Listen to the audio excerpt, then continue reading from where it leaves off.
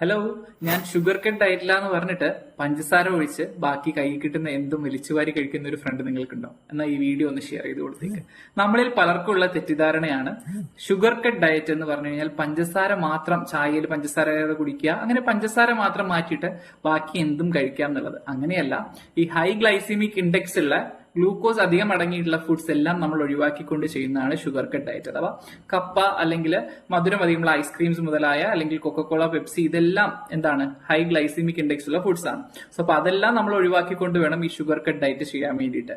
അതായത് ഗ്ലൂക്കോസ് നമ്മൾ യൂസ് ചെയ്യുന്നത് നമ്മുടെ എനർജിക്ക് വേണ്ടിയാണ്. അപ്പൊ ആവശ്യത്തിലധികം ഗ്ലൂക്കോസ് നമ്മുടെ ശരീരത്തിലേക്ക് പോയി കഴിഞ്ഞാൽ അതിൽ നമുക്ക് ആവശ്യമുള്ള ഗ്ലൂക്കോസ് ബോഡി യൂട്ടിലൈസ് ചെയ്തിട്ട് ബാക്കി വരുന്നത് എക്സസ് ആയിട്ട് വരുന്നത് എവിടെയെങ്കിലും സ്റ്റോർ ചെയ്ത് വെക്കുകയാണ്. അങ്ങനെ വരുമ്പോൾ നമുക്ക് ഫാറ്റി ലിവറും അല്ലെങ്കിൽ ഡയബറ്റീസ് ഉണ്ടാവാനും ഉള്ള ചാൻസ് ഒക്കെ കൂടുതലാണ്. സോ അപ്പൊ അങ്ങനെ പ്രോപ്പർ ആയിട്ടുള്ള വേയിൽ ഒരു മാസം ഷുഗർ കട്ട് ഡയറ്റ് നടത്തിയാൽ തന്നെ നമ്മുടെ ബോഡിയിൽ നല്ല രീതിക്കുള്ള ചേഞ്ചസ് നമുക്ക് ഫീൽ ചെയ്യാൻ പറ്റും. നമ്മുടെ സ്കിന്ന് ക്ലിയർ